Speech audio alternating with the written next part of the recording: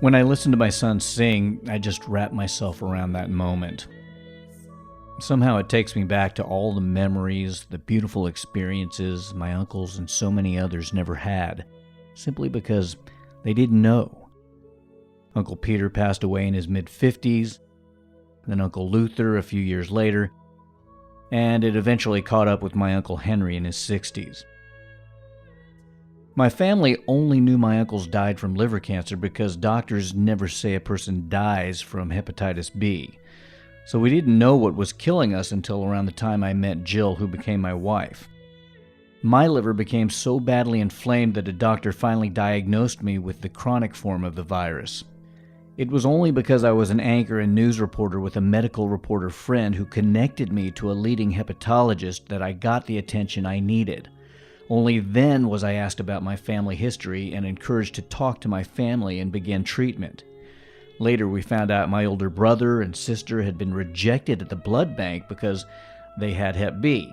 Then my mother and younger sister decided to get a blood test. They had it too.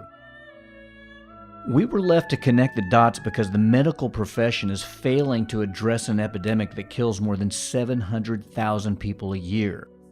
It's bad enough that hepatitis B is a silent killer with few symptoms until it's too late. It's also ignored by Asian cultures that consider talk about deadly diseases to be taboo. Sometimes I wonder if hepatitis B is being ignored here in the U.S. just because it impacts so many Asians, especially given the country's history of discrimination toward immigrants. I think about that a lot.